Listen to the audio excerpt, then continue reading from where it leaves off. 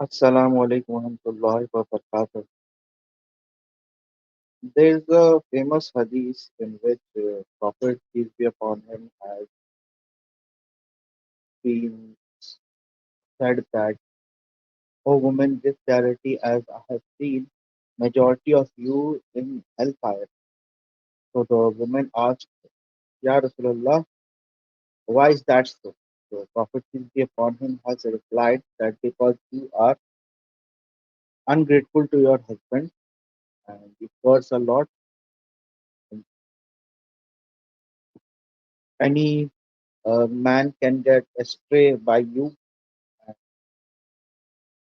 I have not seen any person who has less akal wa deen, akal wa deen than you.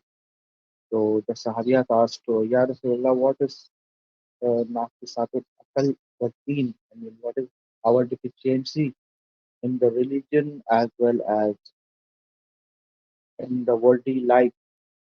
The Prophet, peace be upon him, answered, the deficiency in religion is that you are not allowed to keep fasting or praying during menstruation, and your deficiency in the world or in the akal, in the intelligence is that your testimony is regarded as half-meant. Now, this hadith has created a lot of misunderstanding amongst the Muslims as well as non-Muslims. And fair enough, this hadith actually uh, does create a misogynist effect, and it does, to some extent, they actually defame women. I'm not saying that it is not. But as you know, that we should approach hadiths with a pinch of salt. What are hadiths? Hadiths are basically uh, they are the words of narrators attributed to Prophet peace be upon him. They can be true or they can be false.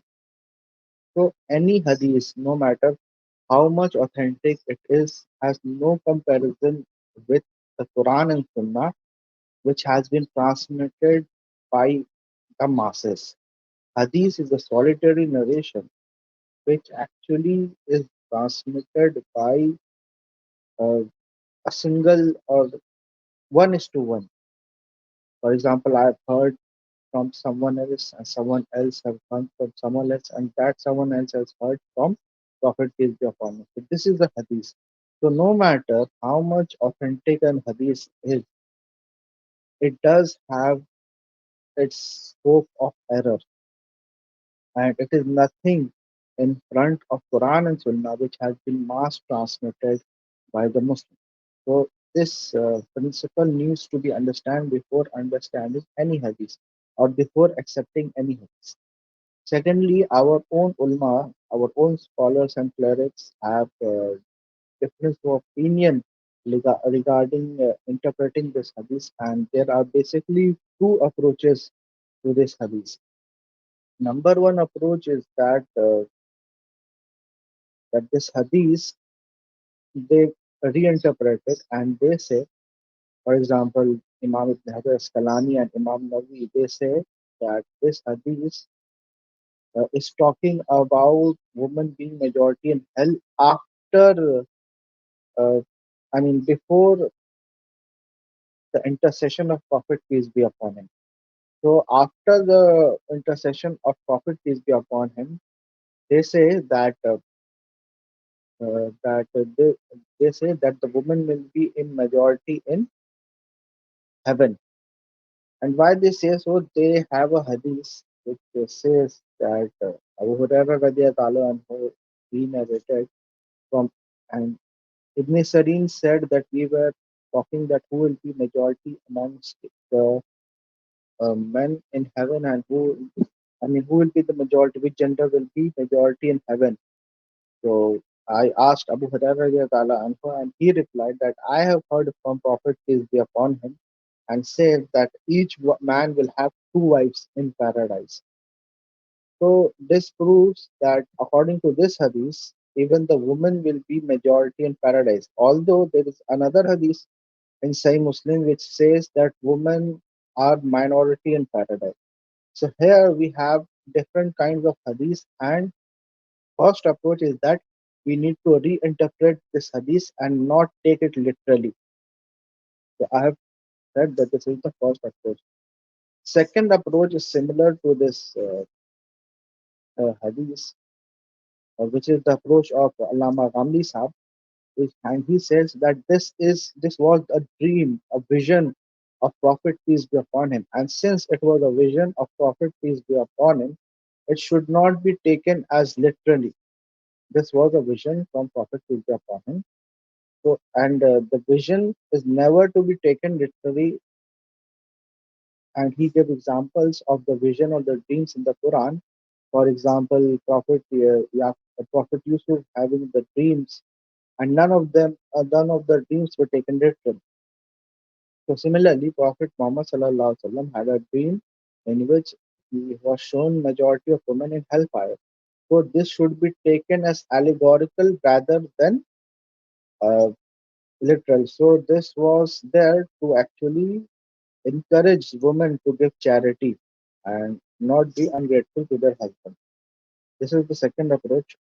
The third approach is that of many people, like Mufti Kamran Zad, Mufti Abdullah, they say that this hadith needs to be rejected outright because it goes against not only Quran, because Quran is very gender neutral.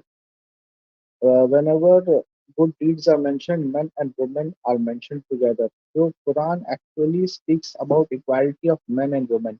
Even when the Quran speaks about husband and wife, where men are given 1 degree above wife, it starts by saying that men have similar rights than women, and but men have a degree above them. So it starts by saying that men and women have similar rights, and then it gives only one edge above woman, and that also it is the responsibility of a man to financially provide for her woman, or to financially provide for her wife. So they say that this hadith is not in accordance with the Quran, because Quran, men and women are seen on the same path, on the same status.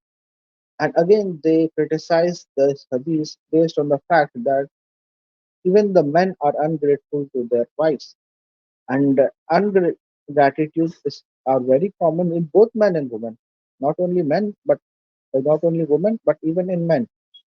So, and another thing, this hadith says that you people curse a lot. Now, honestly speaking, this also goes against the observation, because in every society, in every culture, it is the men who curse a lot. No? It is the men who abuses a lot.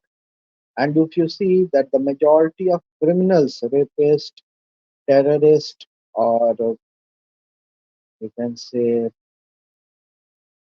any criminal with thieves, scammers, majority of them are men. So this hadith actually goes against the common observation that we have today.